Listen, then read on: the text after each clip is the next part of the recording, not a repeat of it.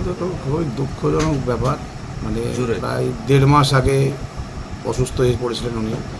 আমাদের দমকলের প্রথম ডানপন্থী দল তৃণমূল কংগ্রেসের এমএলএ ছিল। সেই হিসাবে আমরা খুব দুঃখের বিষয়ই হয়ে গেছে। এটা খুব খারাপ লাগছে যে তার ফ্যামিলি শোকাহত। আজ তার ফ্যামিলির প্রতি আমরা সমবেদনা জানাচ্ছি যে এরকম খারাপ খবর যখন সেটা অবশ্যই খারাপকে খারাপ বলতে হবে, কারণ আমাদের রানিং এমএলএ এখনও 1 বছর আছে, তারপর আবার বিধানসভার ভোট।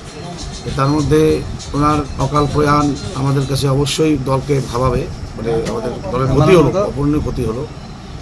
এটা বলার কিছু রাখে না, কারণ ওনার একাকিত্ব অবশ্যই দল ভোগ করবে এখানে। আমাদের প্রিয় বিধায়ক ছিলেন দমকল 75। জোরে বলবেন। উনি আমাদের প্রিয় বিধায়ক ছিলেন। অবশ্যই ওনার সঙ্গে রাজনীতি করেছি, শুধু রাজনীতি না, ব্যক্তিগত দিক থেকেও ভালো সুসম্পর্ক ছিল।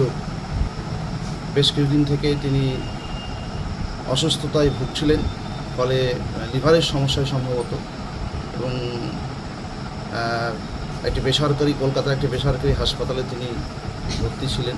এবং কিছুক্ষণ আগেই আপনাদের মধ্য থেকে, অর্থাৎ সংবাদ মাধ্যমের মুখ থেকেই শুনছি যে উনি নাকি পরলোক গমন করেছেন। যাই হোক, একটু আগে কনফার্ম খবরও পাওয়া গেছে যে না, উনি শেষ নিঃশ্বাস ত্যাগ করেছেন। ফলে আল্লাহ পাক তাকে জান্নাতুল ফেরদৌস নসিব করুক।